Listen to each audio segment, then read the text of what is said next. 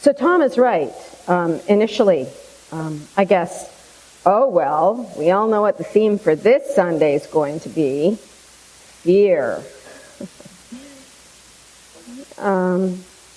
But maybe that doesn't need to be the theme. Maybe that's the theme on the planet right now. Maybe we don't need that theme inside the sanctuary.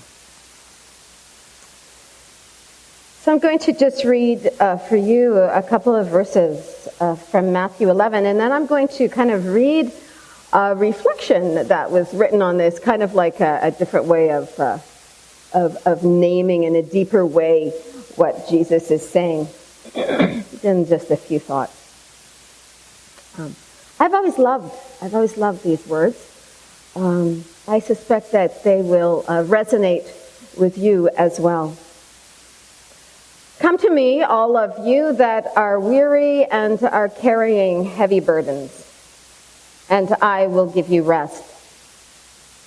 Take my yoke upon you and learn from me, for I am gentle and humble in heart, and you will find rest for your soul.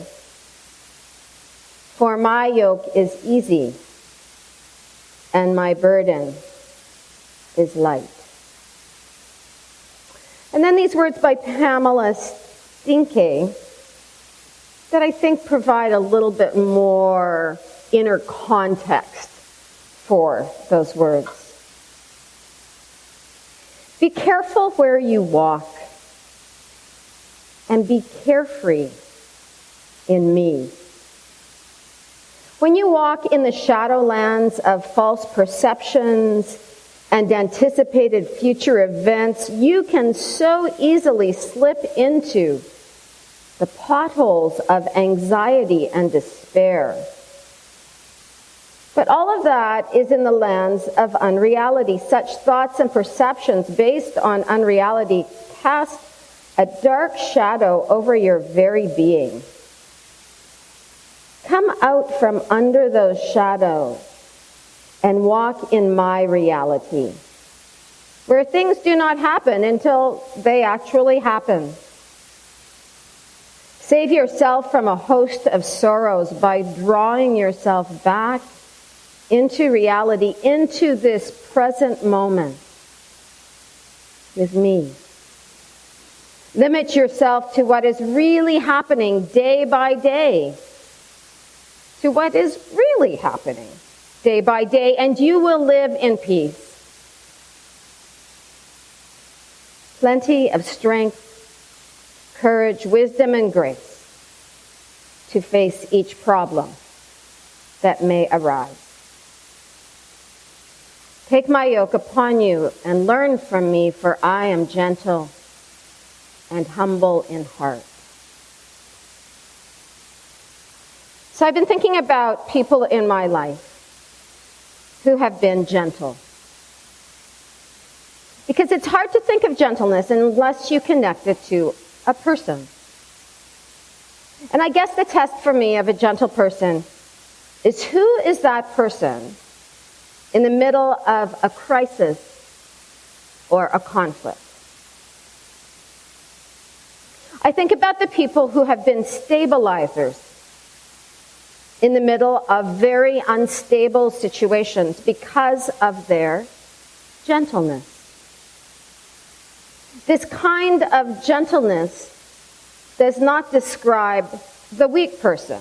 To the contrary, those who remain gentle in the midst of the storm are the most powerful kind of people, because it is they who can save another from drowning. It's the person whose character changes in the middle of the storm, whose character is tossed about by the crises. That person's weakness is shown in the storm.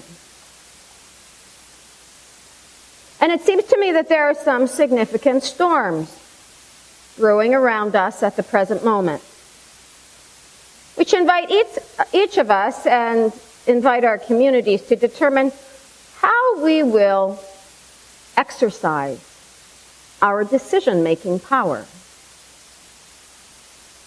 So in the phrase, "For I am gentle and humble of heart," the word translated into gentle comes from an ancient Greek word that refers to a wild horse that has been tamed.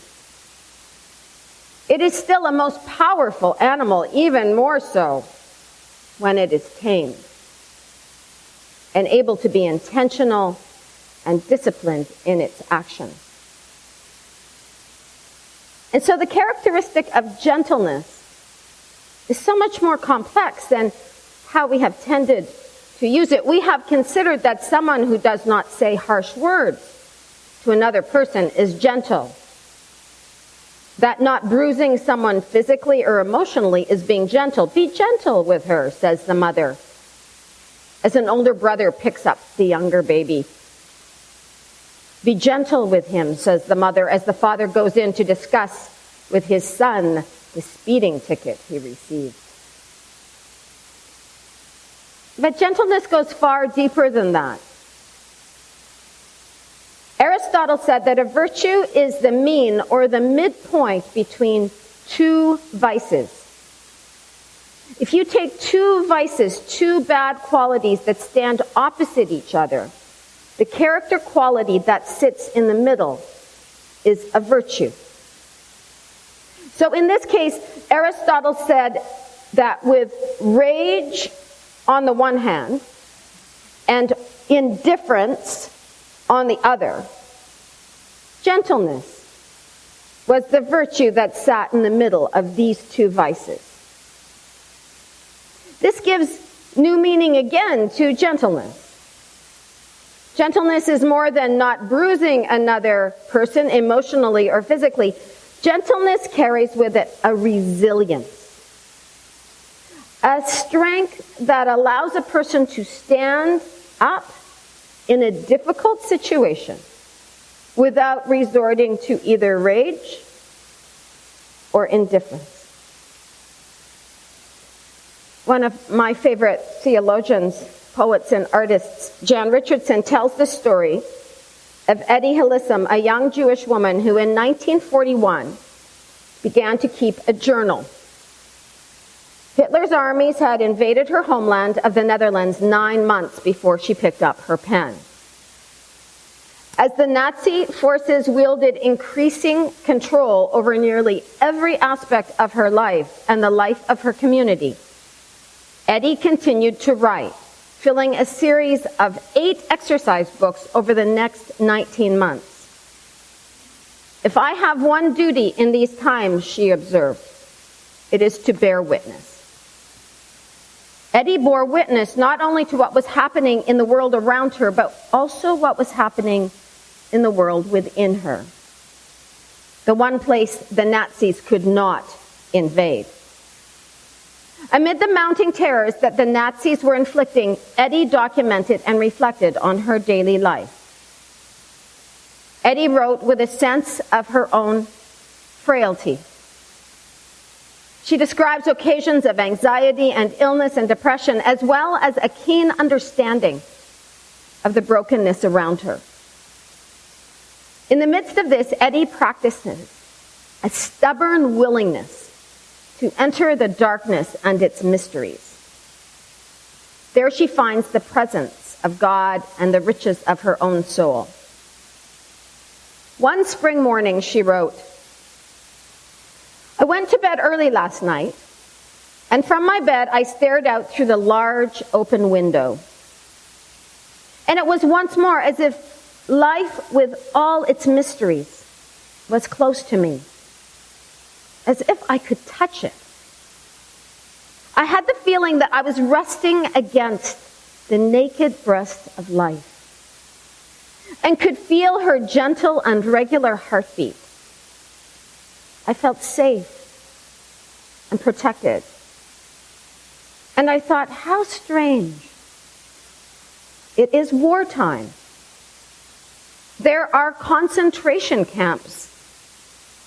I can say of so many of the houses I pass, here is the son that has been thrown into prison. There, the father has been taken hostage. I know about the mounting human suffering. I know the persecution and oppression and despotism and the impotent fury and the terrible sadism. I know it all. And yet, at unguarded moments, when left to myself, I suddenly lie against the naked breast of life. And her arms round me are so gentle and so protective. And my own heartbeat is difficult to describe, so slow and so regular and so soft. Almost muffled, but so constant as if it would never stop. That is also my attitude to life. And I believe that neither war nor any other senseless human atrocity will ever be able to change it. In his book, Spirituality and the Gentle Life, Adrian Van Kam describes the gentle person as one in whom there is a friendly accord between themselves and their life situation. This disposition is most expressive of faith and grace. Van Kam describes the freedom that gentleness produces in us.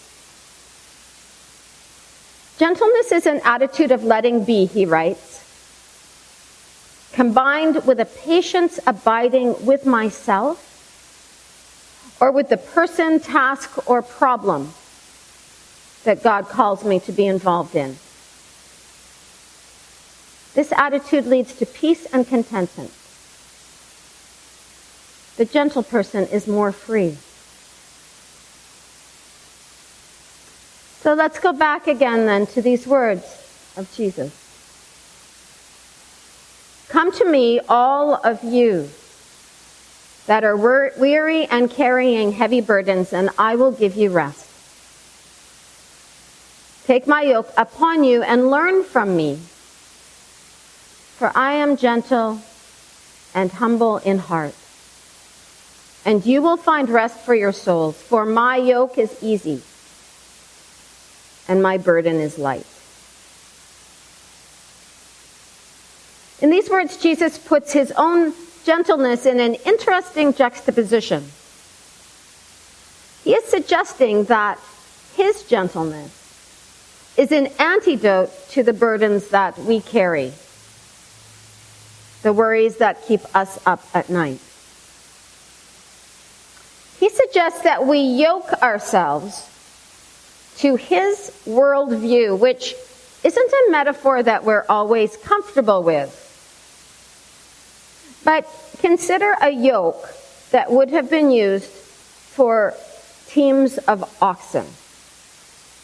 The yoke to which he is referring is a yoke, it's a double yoke that was used for teamwork, not just one animal, but two. And what Jesus is suggesting is that our lives will be easier if we yoke ourselves to his approach to gentleness. That somehow we will find rest in this partnership. It isn't suggesting a leaning on. It is an invitation to a way of life or a way of looking at life. It's more like, come and learn an approach to living that will address your fears and anxieties. It is recognizing that our template, our mind, our habits, our life practices do not always give us a spirit of gentleness. And that true gentleness in this world is in fact a radical act of discipleship. So many of us in the midst of a crisis or trouble resort to fight or flight mentality, neither of which has great results. Ellie Hillisum speaks of it this way: staying strong in one's character when every other choice is taken from us. Jesus remained strong to his character when other choices were taken from him.